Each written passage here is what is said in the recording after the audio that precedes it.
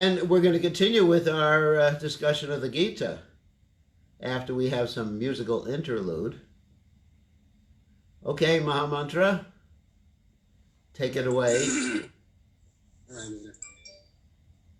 Oh, I see, but wait a second.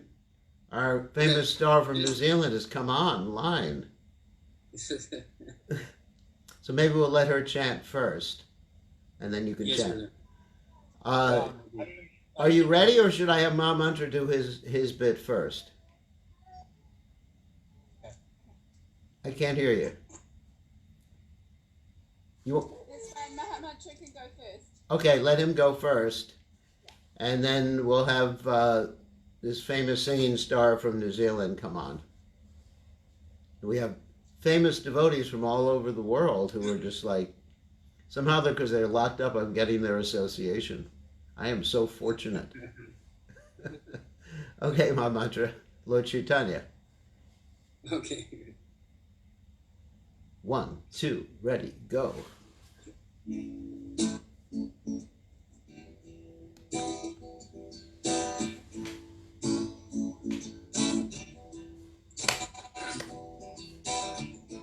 Lord Chaitanya's moon is rising.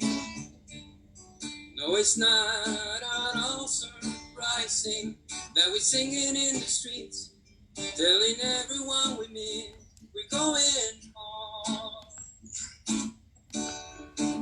Yes, we're going home. There's a golden moon overhead now. We must search Chaitanya somehow. He's the golden avatar. Spread the names of Krishna far to everyone. Every single one. Hare Krishna, Hare Krishna, Krishna Krishna, Hare Hare, Hare Rama, Hare Rama, Rama Rama, Hare Hare, Hare Krishna, Hare Krishna, Krishna Krishna, Hare Hare, Hare Rama, Hare Rama, Rama Rama, Hare Hare. This world is dark and full of sorrows, but there will become to bright tomorrow when we sing the holy names in praise of He who came for everyone, for each and every one. Lord Chaitanya's moon is rising. No, it's not at all surprising that we're singing in the streets, telling everyone we meet we're going home. Yes, we're going home. Hare Krishna, Hare Krishna, Krishna Krishna, Hare Hare, Hare Rama, Hare Rama, Rama Rama, Hare Hare, Hare Krishna, Hare Krishna, Krishna Krishna, Hare Hare, Hare Rama, Hare Rama, Rama Rama, Hare Hare. Okay. Very good. So, fix that. Okay. So, Madhava Sangani, you ready to go? Where do I see you there? I don't see her online right now. Oh my goodness. I guess they dropped off for a second. So, let's see. Nope, they are not online right now. So what we'll do is I guess we'll chant Jai Radha Madhava first, see if they come online, and if they don't come online right away, then we will continue talking about the Bhagavad Gita, if that's all right. Her mic was set up. She was just taking care of her kid. Oh, just taking care of the kid. Okay, that's nice. Oh, there you are. You ready?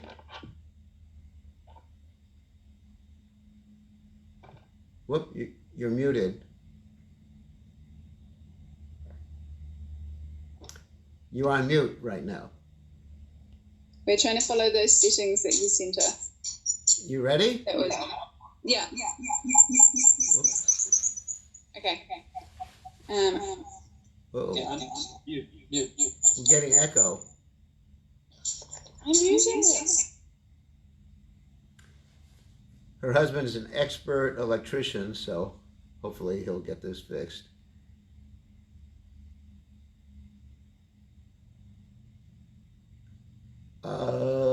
Should we go ahead or what?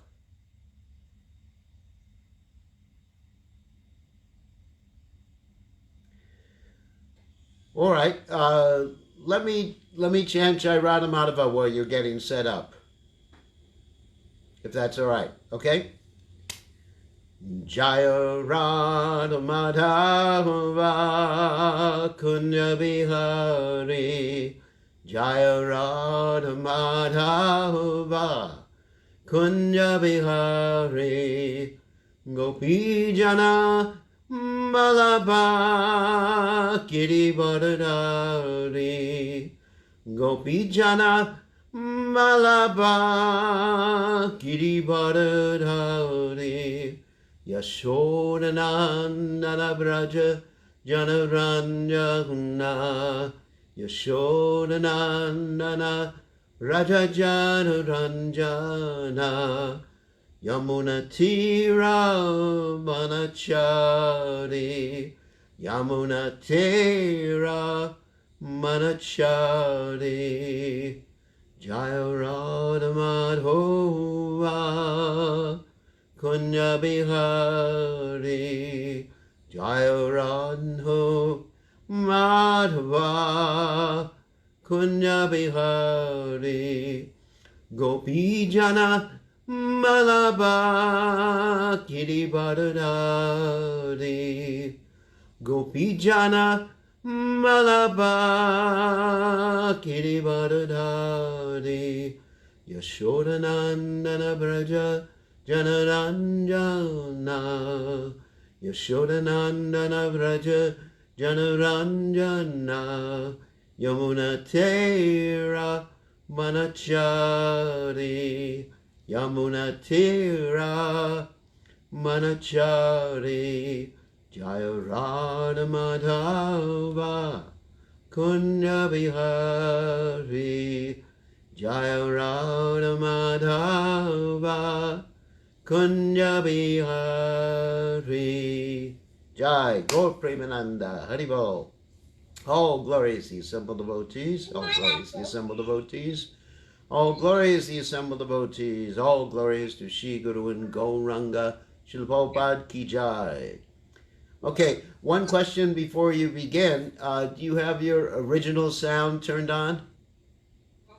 We tried to follow the settings Yeah. that you sent. Yeah. I couldn't find it there in the settings. Can I do it with the app open? Use the app. I mean, I've got this other microphone enabled. Maybe things are different when you've got a microphone. No, it actually compresses the sound, so you can't hear the music too well. Can I do it while I'm in the thing, or do I have to? Yeah, you can do it while you're there. Yeah, just go in there, go into the sound Under audio. and audio, and then advanced. Advanced. Oh, right. Yeah, that's what I was guessing. You see it? Then click original sound. Just tick it. You see it? Yeah, okay. Now go back to the regular screen. Just take that out. Then you'll see on the upper left-hand corner, as you're looking at me, it says turn on original sound. You see it? Yeah. Yeah. Turn it on. Okay? Okay, so that's close. So that should be... Whenever you're doing music, you should do it like that. Okay, take it away. Okay. Uh-oh. Yeah. Will you get the Can you book take back to him? the baby? It's baby time. So this Sorry, is Gurudev. that's all right. This is original composition written by Madhava Sangani. Okay, I'm doing it on the piano.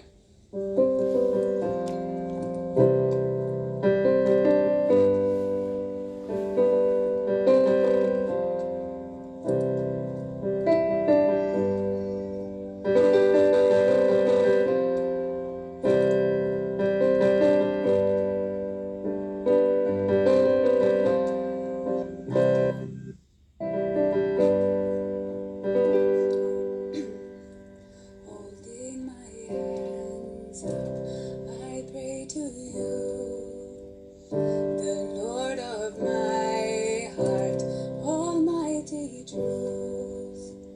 Stuck in a quagmire, I look for you, the all attractive, holding his flute.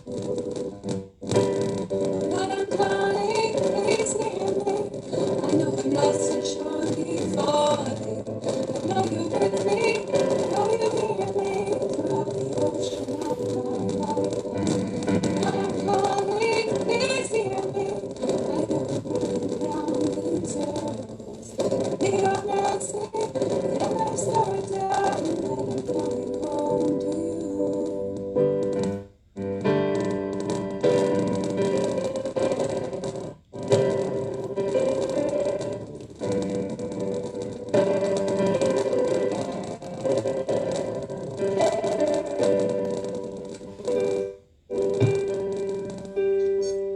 The water murky, a dusky sky.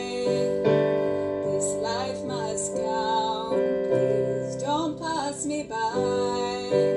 Your arms are open, a step I take, and then towards me 10 steps you make. But I'm calling, please hear me. I know I'm lost and surely falling. I know you're with me. I know you hear me throughout the ocean of my life. But I'm calling, please hear me. I know I'm running round in circles. Give me your mercy, then I'm certain that I'm coming home to you. When I'm chanting, I know you hear me. When I'm calling, I know you're with me. When I'm chanting, I know you hear me. When I'm calling, I know you're with me. When I'm chanting, I know you hear me. When I'm calling, I know you're with me. When I'm chanting, I know you hear me. When I'm calling, I know you're with me. Hare Krishna, Krishna Krishna, Hare Hare, Hare Rama, Rama Rama, Hare Hare, Hare Krishna, Krishna Krishna, Hare Hare, Hare Rama, Rama Rama, Hare Hare, Hare Krishna, Krishna Krishna, Hare Hare, Hare Rama, Rama Rama, Hare Hare, Hare Krishna, Krishna Krishna, Hare Hare, Hare Rama, Rama Rama, Hare Hare. Jai. Okay. That was great. That was fantastic. I'm sure everyone loved it. In the beginning, Arjuna was fooling around with some of the microphones, so it was a little crackly in the beginning, but Not from you, Um, from Arjuna.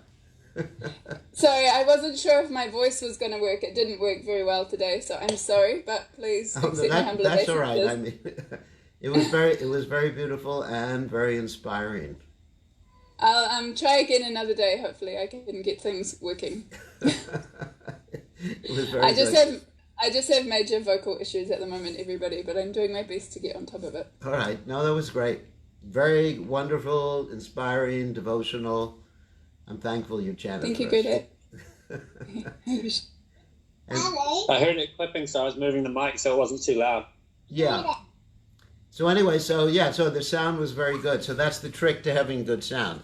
So now we will continue and do our Bhagavad Gita study. How's that sound? So we were reading the other day, if some of you remember, from the 16th chapter of the Bhagavad Gita, the first few verses. And the 16th chapter of the Bhagavad Gita is entitled Divine and Demoniac Natures. So we can find out what the nature of someone is if they're divine, and someone if they're challenged. To use a politically correct word rather than demoniac. We don't like to use the word demoniac so well. We just say they're morally, ethically, spiritually challenged individuals. It's like nowadays you can't say that anyone's right and wrong. You just say they're challenged.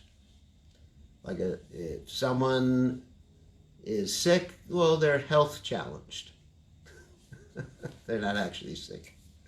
So, with that in mind, one thing I didn't do last time is I didn't read Srila Prabhupada's purports insofar as dealing with each and every one of the qualities we were talking about. So, I'd like to go back a little bit. Let me read the verse again in English.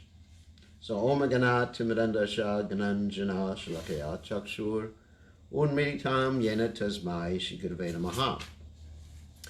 This time, I actually have a book. I'm not used to books. I'm used to e-readers, so it'll take me a while to get used to reading a book again. Sorry about that. So, anyway, so the translation of this particular verse, or verses, 1 to 3, is the Supreme Personality of Godhead said, fearlessness. Listen, these are all important divine qualities. Purification of one's existence, cultivation of spiritual knowledge, charity, self-control, performance of sacrifice, study of the Vedas, austerity, simplicity, non-violence, truthfulness, freedom from anger, renunciation, tranquility, aversion to fault-finding, compassion for all living entities, freedom from covetousness, gentleness, modesty, steady determination, vigor, forgiveness, fortitude, cleanliness, and freedom from envy and from the passion for honor. These are transcendental qualities, O son of Bharata, and they belong to godly men endowed with divine nature. So, maybe we should make a list and see how many of these we can tick off for ourselves, or how many of these we can't tick off for ourselves, and how many of these we can tick off for great saintly persons. So these are objective standards to determine if someone has saintly qualities. Really objective standards. Okay, so yesterday, or not yesterday, a few days ago when we were reading, we left off with ahimsa, which was actually one of the last ones. And I wanted to go back a little bit to simplicity, which comes before ahimsa. And I'll read Prabhupada's explanation, his purport of ahimsa, of simplicity, sorry. So, very short explanation. As far as the Brahminical quality of simplicity is concerned, not only should a particular order of life follow this principle, but every member, be he in the brahmacharya ashram, grihastha ashram, vanaprastha ashram, or sannyas ashram, one should be simple and straightforward. So Prabhupada actually considers simplicity meaning being very straightforward rather than duplicitous. Duplicitous means basically lying, So, in other words, Prabhupada is making the point, according to one's particular situation, whether one is a student, whether one is married, whether one is retired, or whether one is, like me, sannyasi, there's different degrees or understandings of the word simplicity or the application of simplicity. So that's basically what Prabhupada is saying. So we're going to talk more about ahimsa because that was the next quality mentioned in this particular verse. Because ahimsa was sort of or the explanation I gave of ahimsa was sort of a controversial explanation because it dealt with something that many devotees are attached to, which is, I can't mention. Anyway, I'll get in trouble. Which is, you can guess. Oh, so anyway, which I guess I should mention. Sorry about that. Which is drinking milk or taking milk products. And you can draw your own conclusions after hearing this particular purport by Srila Prabhupada. Ahimsa means not arresting the progressive life of any living entity. Let me just unpack that first of all, which Srila Prabhupada will do to a certain extent later on in the purport. Arresting the spiritual life or progressive life of any living entity means that all of us, not only ourselves, but every living entity is progressing towards a particular goal. And that goal is to actually become self-realized, to transcend this world, and eventually to transcend the cycle of birth and death. So animals, plants, and even the coronavirus is engaged in this particular endeavor. Of course, the coronavirus is not so spiritually advanced, at least as far as I can see. Please forgive me if I'm wrong. And plants are not specially spiritually advanced, and animals are usually not spiritually advanced, although there's exceptions. And human beings in this age of Kali are not usually so spiritually advanced. But everyone is on this path in one sense, because they're working their way up. Just like if you're going to school, even though the schools are not in session right now, but if you're going to school, there's different grades in the school. There's kindy or even nursery school. And all these different grades are meant so that the individual child or student can work her or his way up to graduation. I mean, that's what school's meant for, as far as I can understand, that you graduate eventually. And so some people get held back. Because nowadays, I don't think they hold people back in school. They used to do that. I remember I knew someone who got held back in 5th grade 3 times. That's pretty embarrassing, to actually be in 5th grade 3 times or be 15 years old in 5th grade. Not quite. So there's this progression. So because there's that purpose to this world. And the purpose of this world is that you progress. So animals are learning something. Human beings hopefully are learning something. Of course, if you don't learn something, you can get sent back a few grades. That is, if you don't learn what you're supposed to learn in the human form of life, then you guess you got to go back a few grades and become a dog again. Although some people say that's a pretty good idea, because dogs get to sit at home and watch TV all the time while the master is out working. But that's not the sort of life that I think that any of us would like to have. So, therefore, everyone's engaged in this progressive type of life. And whatever experiences we have in this world are meant to teach us so that we progress more. Whether the experience that we're having now with this, virus or whatever, that is meant to teach us a lesson. Everything is meant to be a lesson. And we are meant to learn that lesson. And if we don't learn the lesson, you got to take it over again. Just like in school, you got to take it over and over and over and over and over again. And eventually, hopefully, you'll pass that particular test or lesson. So, if we arrest, that means we stop or slow down someone's progress like that. That's violence. So in the human form of life, let's say I'm interacting with someone and I discourage them from spiritual life, or I give them some improper understanding of spiritual life. For example, if I say to them that spiritual life means to merge into the oneness or become God, then I'm actually arresting that person's spiritual progress. In other words, I'm violent towards that person. If I'm not telling them what the truth is, if I'm cheating, that's violence. Cheating is violence. Spiritual cheating is violence. Okay, let's continue reading the purport. Of course, now Prabhupada is talking about actually killing a living entity, because when we kill a living entity, we're also arresting their spiritual progress. One should not think that since the spirit spark is never killed, even after killing of the body, there is no harm in killing animals for sense gratification. In other words, just to please ourselves or titillate our tongue. Everybody knows the tongue. We have this verse, of course, that many of you are familiar with. Of all the senses, the tongue is the most voracious and uncontrollable. And just like a dog has a tail, but the dog wags the tail doesn't wag the dog.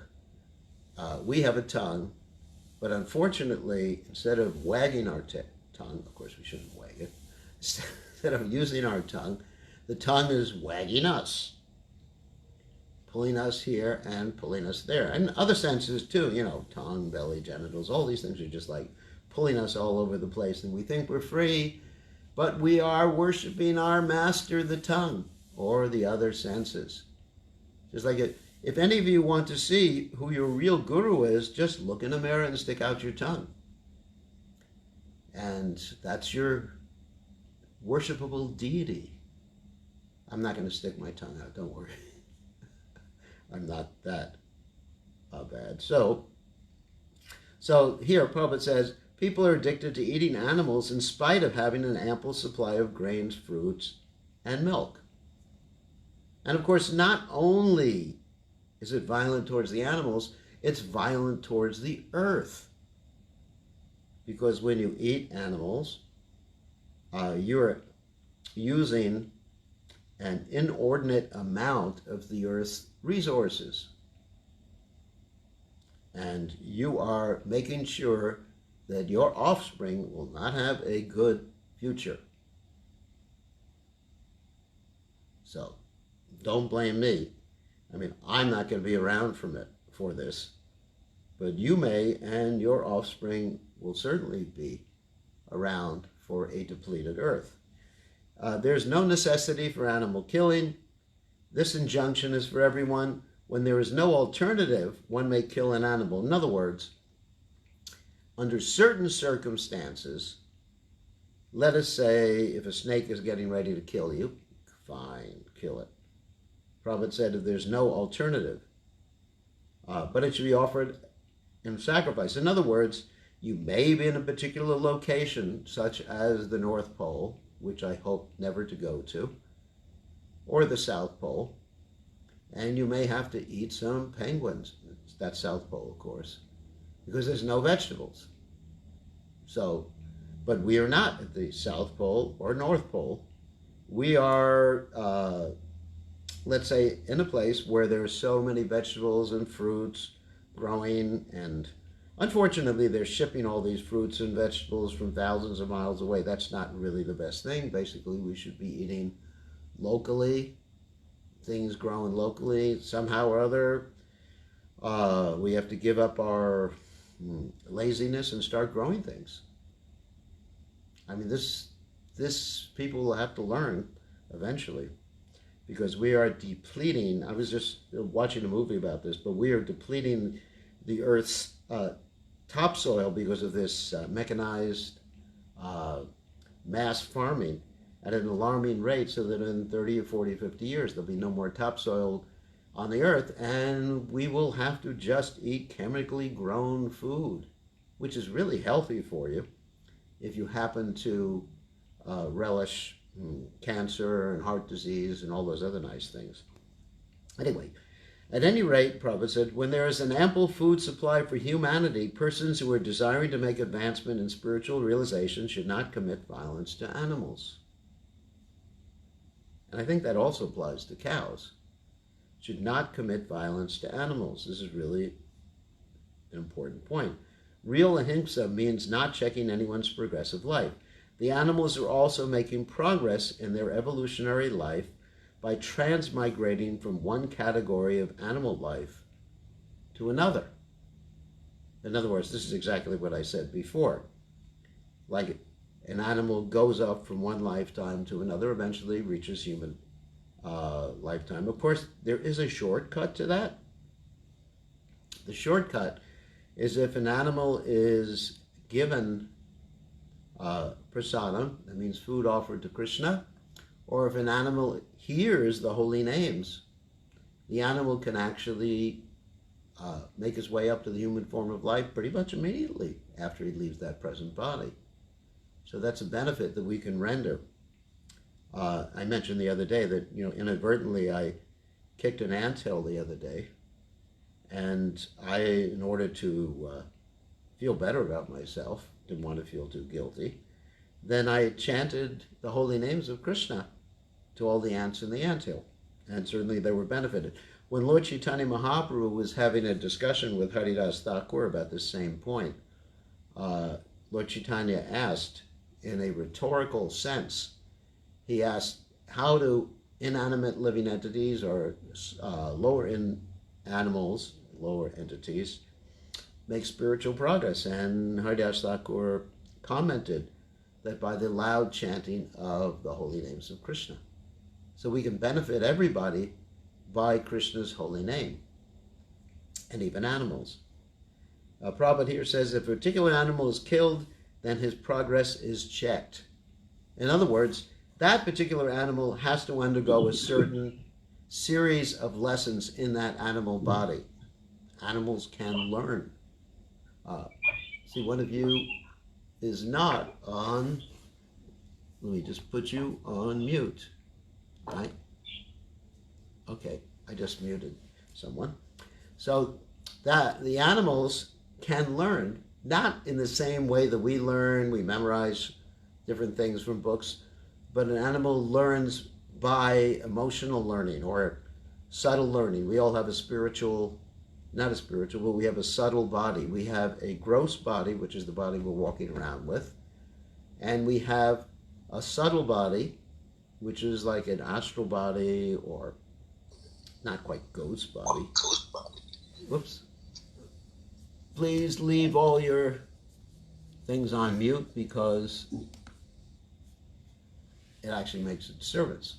So we have a subtle body, and in that subtle body we're actually learning things by different impressions that we have in this world. And an animal can learn too. The Prabhupada said, if an animal is staying in a particular body for so many days or so many years and is untimely killed, then he has to come back again in that same form of life to complete the remaining days. Whoever put your phone on, put it on mute, or else I have to do it for you. Or we might have two phones next to each other. No, they feedback. don't. No, they don't. I see. This is the same person. Keeps doing it. All right. So anyway, so then he has to come back again, that same form of life, to complete the remaining days in order to be promoted to another species of life.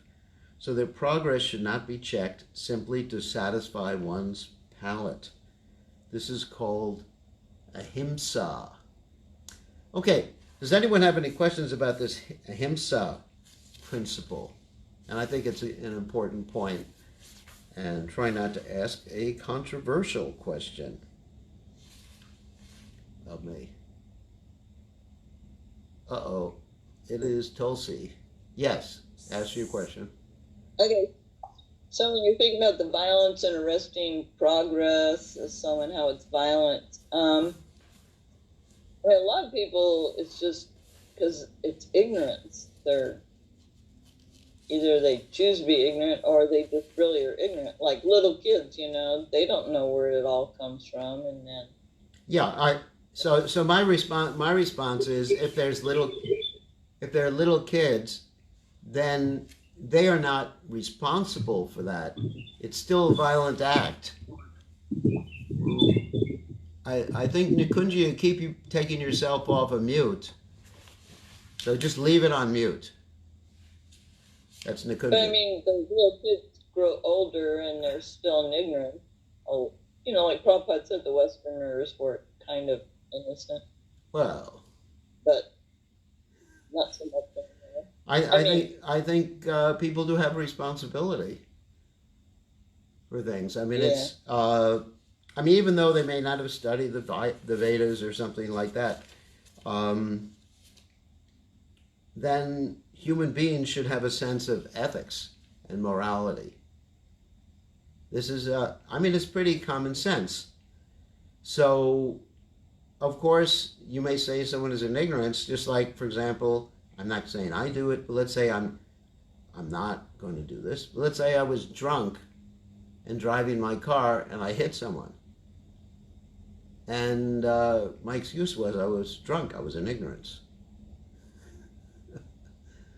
Am I responsible for hitting that person? I think so. I would be held legally responsible. So there's, of course, degrees of responsibility. After one has been given this knowledge, one has more responsibility. For a child, there's no responsibility because the child doesn't have the ability to discriminate.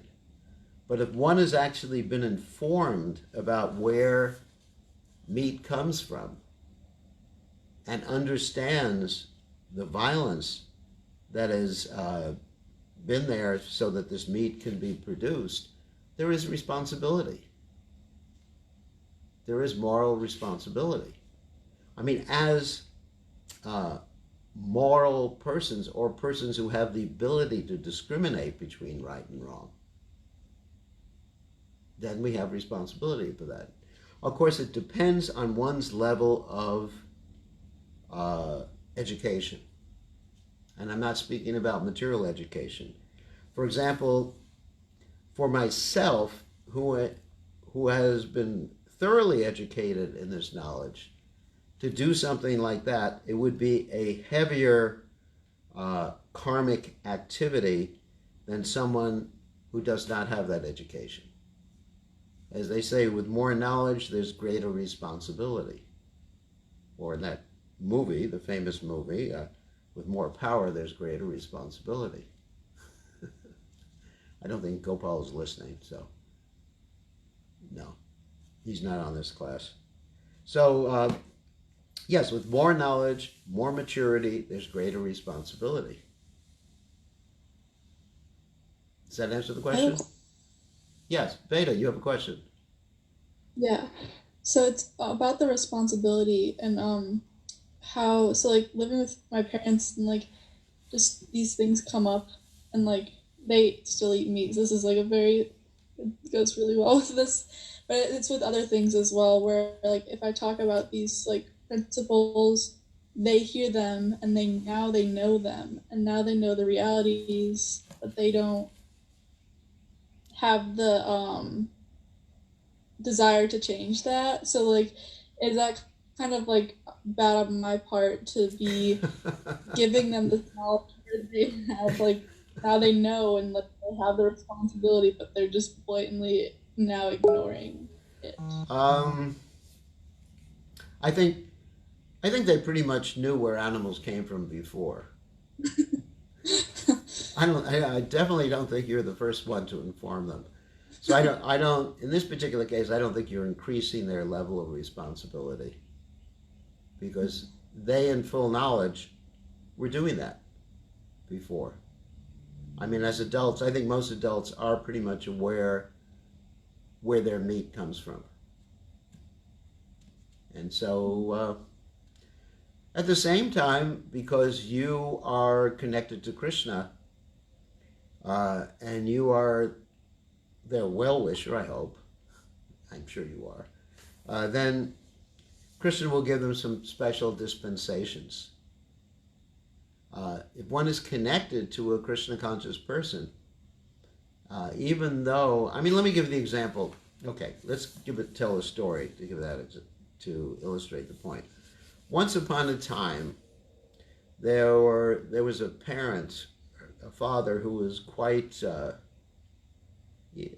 use the word abuse would be a minimization. His name was Hiranyakashipu. I mean, he had a Vedic name. It was in the Vedic times. And he was quite an attached chap to different things. And his son was named Prahlad. And his son wanted to be spiritual. And the father really didn't like spirituality too much. I mean, he definitely was not a vegetarian, to say the least. And in order to convince his son to give up his spiritual activities, he sort of threatened his son, sent him to what we would call nowadays deprogrammers. The two deprogrammers' names were Sunda and Amarka. And they attempted to dissuade him, and then the father got so frustrated when the little son couldn't be dissuaded, the father tried to kill the son in different ways. He was quite inventive, I would say, in his attempts to kill the son. Things that people don't do nowadays. Like he had him thrown off a cliff and put him under the feet of an elephant, or put him in a pit of vipers, that snakes. Did so many interesting things. I know it's cruel, but at the same time, this devotee, because he was very spiritually advanced, Krishna himself protected the devotee in all the circumstances. And after a while, this particular abusive individual met his demise in practically a very fortunate way, which we don't have time to talk about right now, but in a very fortunate way. And after he met his demise, the son prayed to Krishna, please help my father. And Krishna, in this particular form of the manifestation called Nrsingadev, he said, yes, I'll liberate your father too. Your father is liberated. So that's the advantage of being associated with people who are spiritually conscious, Krishna conscious, that one's family members get benefited. And I saw that happen with my father, for example, before he passed away. He actually became a vegetarian. And he attributed his success in business. He was quite a successful businessman. Unfortunately, he didn't leave me anything. Actually, he left me a gun.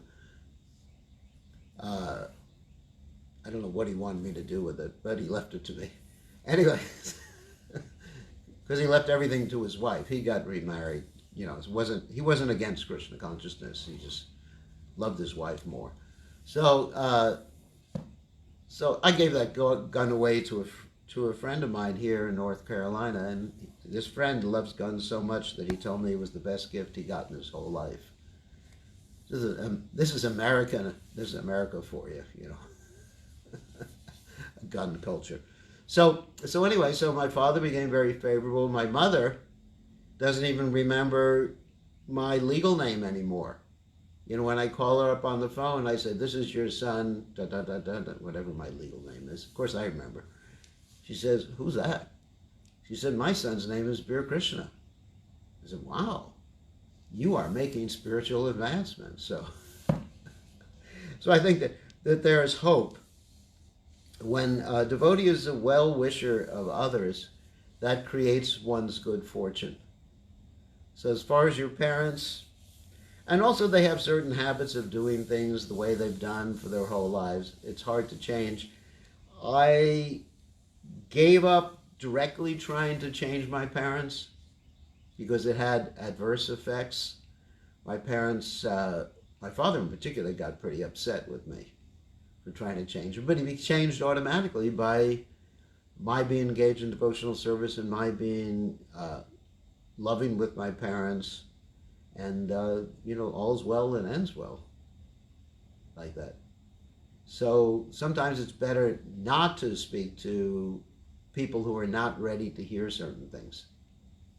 That's basically my strategy, that I'm very careful what I tell people. Of course, about this meat eating, I'm always very direct with people because it's a no-brainer. It's not like some high philosophy or transcendental or you're not the body, things that are just like, what?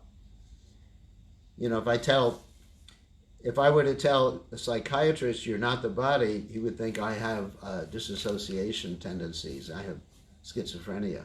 So there's an interesting story about a psychiatrist and me.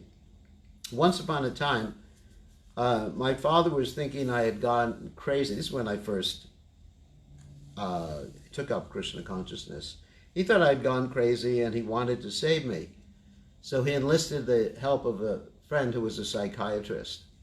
So I was visiting my father one time, and he introduced me to his psychiatrist friend. And the friend, a nice man, and my father said, "Oh, I have to go somewhere, and I'll be back in a little while." Little did I realize that little while was about 2 hours, and he was leaving me alone with the psychiatrist. It's like a trick. So the psychiatrist asked me, first thing he asked, "Are you happy?" And I sort of turned it around on him, and I said to him, "Yes. But my question is, are you happy and fulfilled in life?" And so we had this discussion, and the poor psychiatrist didn't know whether he was sane by the time he finished with me. And he told my father, he's okay. I don't know if the psychiatrist was okay after he dealt with me, but at least he told my father I was okay. So in general, yes, we do have to be cautious, but as far as meat eating in a gentle way, sometimes it doesn't come out gentle. I think I told you or some of the devotees the other day that one time, it was a few months ago, I was speaking to my mother, and she was telling me how she was enjoying eating chicken, and I couldn't control myself, and I said, "Mother, you're cannibal." She got pretty upset. She said, "What? How can you say I'm a cannibal?" I said, "You're eating, living entity, you're eating the poor chickens. How would you like it if you were a chicken?" And that conversation didn't go very far. So I sort of gave up talking to her about that. And anyway, so it's a touchy thing. However, because you're engaged in spiritual life, that actually will mitigate what your parents are doing.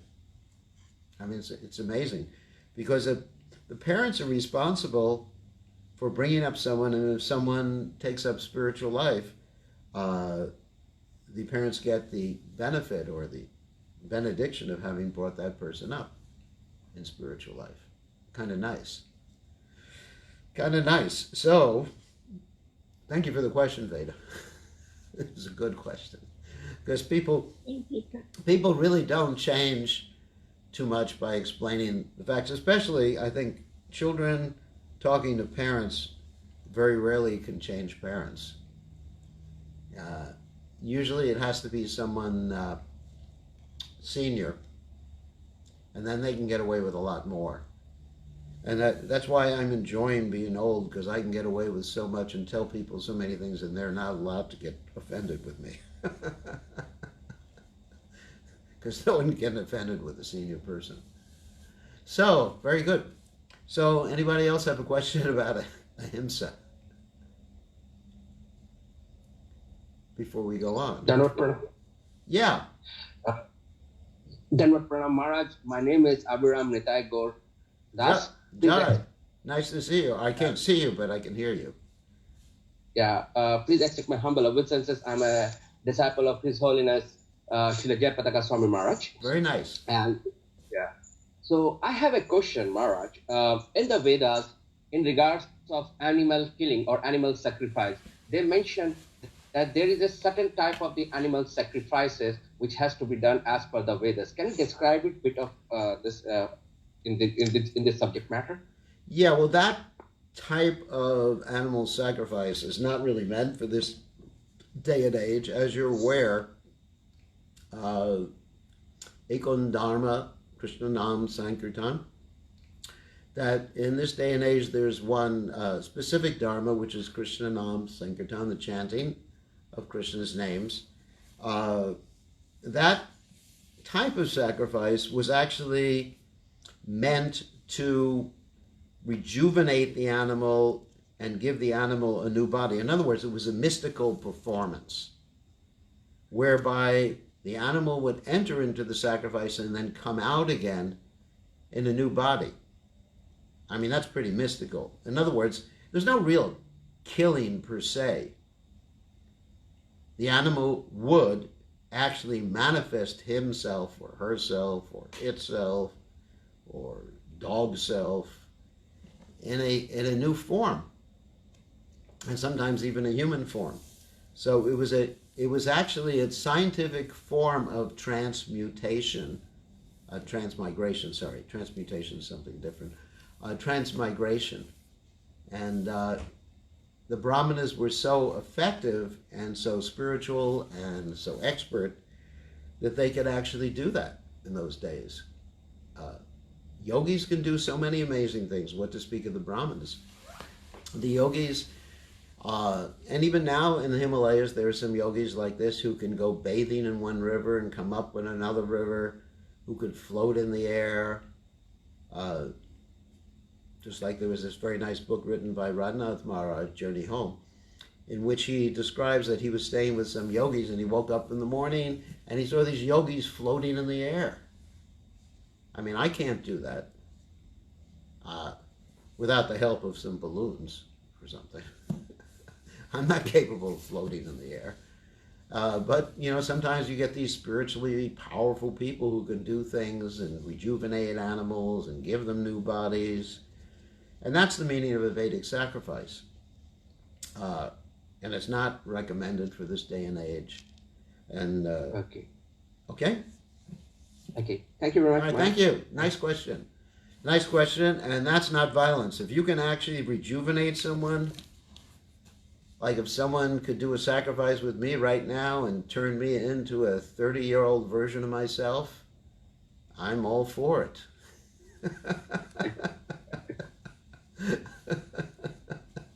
Go, you know, I'm ready to go. But I want you to try it on someone else first, not me. Don't try it on me first, because I still got some life left in me. So any other questions about ahimsa or the application of ahimsa? It's a very interesting point. I have one, Srila Gurudev. Yeah. Who's that, Shruti? Oh yeah, Shruti, okay. Okay. One, so I guess We can't see your smiling face. I'm sorry. Okay, sorry. Hi. Okay. Okay, so I guess one, I've heard that, you know, one asked when I was explaining this principle one time, you know, what happens if you're starving or there's no other source, and you know, and so I explained that some people said that that's okay, but then, you know, it's kind of contradictory, and I was wondering, like, what is I mean, like in survival mode, is it? I don't know. I wouldn't obviously, but like, sorry. I guess what I get the it question. okay, all right. So The question is, are you going to die? And preferable and better than dying is maybe taking some lower creature like a fish or something. Yes. lower your consciousness though, and like defeat the purpose of like raising it. Well, I think if you die because of starvation, it definitely lowers your consciousness too. I think if one there's certain extenuating circumstances, but Okay. a cow is never never meant to be killed under any condition or hurt under any condition, but their survival. Their survival. I mean, we're not in that situation.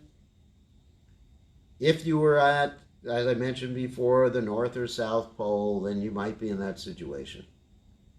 But it's very doubtful that any of us will ever find ourselves in a situation like that. Particularly if you go to the forest, there's so many nuts and things you can eat in the forest, and greens you can eat in the forest, and different things like that. You can live. I mean, just like today, I was walking in the field, and there were dandelions there, and the greens that come from dandelions can be eaten, right?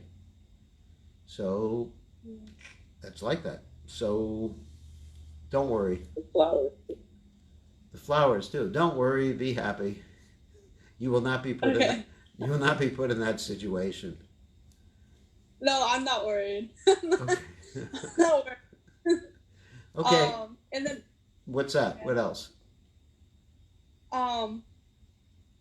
What about you were discussing how it's it's everybody's responsibility once they reach a certain age to make that decision. Ability to discriminate. I would say ability to discriminate. I mean, certain people, if they have some lack of mental faculties, then they would not be responsible. It's not a question of age. It's a question of the ability to discriminate and make ethical or moral judgments. Okay. Okay. I think that's it. Okay. Anyone else All right, about thank you. anyone else about ahimsa? Actually, we didn't get very far today. We just made I've got All right. a question. Okay, Namaruchi. So I talk to lots of people who eat meat because that's basically most of the population here, and they like the idea of being vegetarian. They just don't want to take it, and they say, "Oh, the animal's just been killed," and they say it's okay, and they say because they're free range, so called, and Yeah. the best thing to do to them, you can't debate to them, should just association. And Best by thing, time they best will thing change. is give them prasadam and show them that there are ways to enjoy eating without killing animals. I mean, very few people know how to eat nicely with vegetarian food. For example, when I decided to be a vegetarian, I didn't know how to do it. I mean, I think I was about 18, 17, 18, whatever. My mother was very upset with me. And I thought, all I could figure out was just salad and spaghetti and yogurt. That's all I could figure out. Then later on, I learned how to cook some vegetarian dishes, and now I cook every day for myself. Particularly since I'm in isolation, I have to cook for myself every day. And today I had quinoa. Yesterday I had quinoa. The day before I had quinoa. The day before I had quinoa. And the day before I had quinoa. And the day before I had quinoa. And the day before. And I'm happy. But I know how to make a variety of things. But it takes some knowledge. If we can show people how vegetarian food can be tasty or even tastier, then other types of food, then people will change. That's why Prabhupada wanted some vegetarian restaurants in different places to convince people. Then, the health reasons, the ecological reasons, the ethical reasons. I mean, we can go all the way down the list here, but there's many valid reasons for not eating animals. Karmic reasons like that. For me, it's an emotional reason too. To me, that's very important. For me to think that what I'm doing would cause harm to anybody is too painful for me to bear. Whether it's talking about verbally harming someone or in any other way harming someone, I can't bear it. It's painful. So anyway, that's just my own personal outlook on things. So, any other questions? Actually, we've gone on for more than an hour. Oh. Gurudev, Hare Krishna. Oh, Nalini Kant. I don't see your smiling face either. And then we'll take Leela Shakti. To say. Oh my God! Better put your mask on. I don't want to get the virus.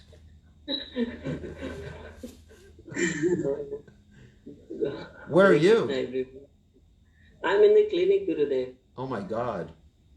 You're all right? Yes, Gurudev. Okay. So what's up? Gurudev, sometimes while talking about vegetarianism to people who eat meat, they challenge ourselves that you're talking about compassion and not to kill animals, but plants and vegetables, they also have. Yes. So, and we try to describe that, we try to explain that, we need to survive on something, and Krishna says in Bhagavad Gita what we can offer to Krishna. Right. And when we offer to Krishna, he removes sinful actions from that, and additional other sins as well. Right. But they are not convinced with that theory, and then they how to convince them? Well, obviously, then you can't just quote the Bhagavad Gita to people. What I would say, if you can't see the difference between cutting an animal's throat and cutting a piece of broccoli, you got problems, buddy. Yeah. I mean, you could explain in terms of the developed nervous system of the different entities, the amount of pain that they experience. Certainly, we should be very cautious about not harming any living entity, such as broccoli or what other type of vegetable you're talking about. And we should actually be thinking.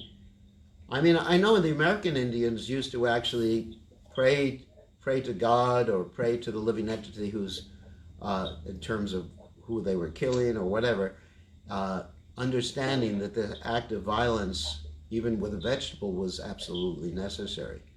So there has to be, in other words, I wouldn't try to convince them, but I would just say to them, there's a vast amount of difference between killing an animal and cutting a vegetable. I mean, that's common sense. I mean, if people don't understand that, then Hare Krishna. There's nothing you can do. I tried to explain about how tree and plants, their consciousness is so covered and their senses for the pain are less and things like that. They were unable to convince. Don't try. Then what I would do, just basically give people movies to watch about these particular subject matters, particularly about ecology, how the earth is being decimated, about health, and let people make their own choices. We can't force people. I mean, I think people change nowadays more visually than orally. You understand what I mean? When they see something, it strikes them. For example, when people talk to me about cows, because I've been with cows, I've taken care of cows, and I know how cows feel, I can actually relate to it. But for many people, it's very theoretical in the head. So perhaps it's better to show them some videos. Okay. And I can, if you're interested, I can recommend some videos for you later on to show them. But then everyone has their choice. I mean, we can't interfere with people's choices, and everyone has to take the results of their choices in life. That's the way life is. Okay? Okay, thank you, Gurudev. All right, one more question from Leela Shakti, I think. Guru Maharaj. Whoop. Uh-oh. we have Draupadi and Leela Shakti who goes first. All right, Okay. let Draupadi go first. Guru Maharaj, I just want to know, the Muslim community, they do Qurbani once a year, Yeah. and they share, I mean, they kill a cow or a bullock, and then they share among themselves. I just want to know if they are committing sin in this thing, because I always Yes, it's tell them- not in the Quran to do that. Yeah. I mean, first of all, there were no cows when Muhammad was there in the desert in Arabia. There were no cows there. So for them to say this is part of the religious ritual is, I mean, they're just fooling themselves, because Muhammad never ate a cow because there were no cows there. I mean, they might have eaten camels or whatever they ate, but they certainly didn't eat cows or oxen or anything like that. So they made up this ritual, but there's so many rituals. I mean, I was born in a religion where there are rituals for killing animals too. And, I'm not doing it. And there's many people who are members still of the religion which I was brought up in who became vegetarians and don't do it. It's a matter of, we don't do things because it's what we were brought up doing, or it's our part of our culture, or what our parents are. We have individual responsibility. We're not, like nowadays they talk about herd immunity, but there's also herd consciousness, in which people of a herd, whether you're the student herd, or the whatever political herd. Just like you see, I mean, in America, not that I want to get into politics, you have some political herd and they all try to speak with one voice. But we should be individuals and make individual moral and ethical choices in our lives, no matter what our religion is. And there are some vegetarian Muslims too. Okay, thank you. One final question, as it's getting late, from Leela Shakti. Yeah. So, a common objection that I hear from particularly devotees about being vegan or going vegan is that we should try to help these poor cows out of the cycle of birth and death by offering their milk to Krishna, and thereby they receive some spiritual benefit for having offered that milk to Krishna. Okay, so the more milk you buy, the more cows will be slaughtered. That's the law of supply and demand. Anyone who's gone and taken Economics 101 in the university, and which I did take, then you'll learn about supply and demand.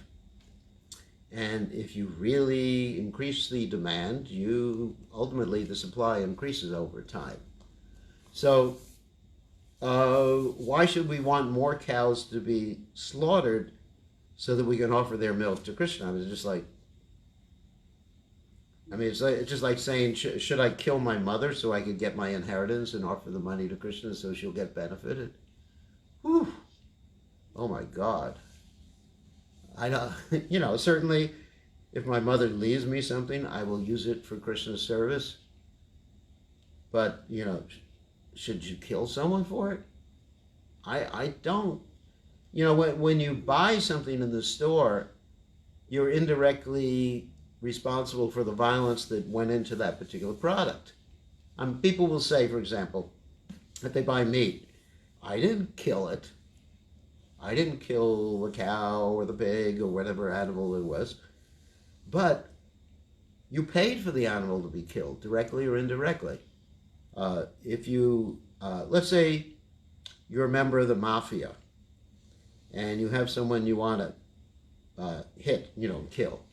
So you don't do it directly if you happen to be one of the big bosses. You hire someone to do it, or you hire someone who hires someone who hires someone who hires someone. Still, you are responsible under the law. Whether you did it, you paid for it, you paid for someone else to do it, or you paid for someone else to pay someone else to do it. You are responsible. So we're responsible for this violence. I mean, personally, the only explanation I can give people, because people are very attached to things, is I personally cannot deal with the fact that I'm causing harm to another living entity. For me, emotionally, it's devastating. Even if you don't agree with me philosophically, emotionally, I can't cope with it. So you may think that I have emotional problems and want to send me to a psychiatrist because I have emotional problems, but this is my emotional life. So that's how I deal with it, because I don't want to bring it to the philosophical platform. With philosophy, if you are expert, you can argue any point and spend the next 10 years going back and forth on it. And if any of you have ever been to law school, in law school they actually ask you to take the same position, one position, and then the opposite position, and argue for both of those positions. That's just the way lawyers are trained. So there's no benefit in argumentation. In fact, there's one verse in the Mahabharata that says, Tarko Pratishta, Shruti na Vibhina, and I'm not going to give you the whole verse, but it says, by argumentation and logic, you're not going to establish what is true and what is not true. And the answer, the end of it, is Mahajaniyena Gata Sapanta. One can only understand what is to be done, what is not to be done, by following the example given by these great spiritual personalities. Mahajana means great spiritual personality, or great. Maha means great, Jana means person. So this is the Vedic version. So anyway, on that happy note, having not gotten any further in this verse than we had last time, next time we'll go on to Satyam, that means truthfulness, and some of the other qualities. So we may spend a few weeks or a few months going over these groups of verses. So we want to thank you very much, everybody, for joining us, especially the musicians. And we got Mahamantra there. I don't see Madhav Sangani. I guess they're not on anymore because they have babies to take care of. And in Fiji, we got devotees in Fiji. We got devotees maybe in Australia, I'm not sure. New Zealand, we got devotees in the United States, and anywhere else did I leave out? Oh, there. Madhav Sangani's there. Thank you for joining us. Thank you, Gurudev. Yeah, they're great disciples in New Zealand.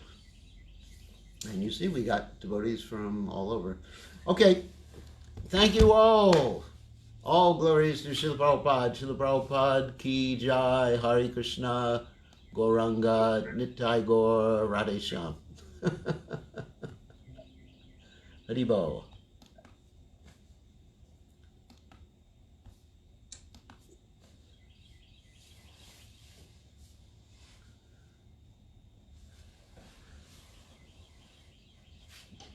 Oh, forgot I'm on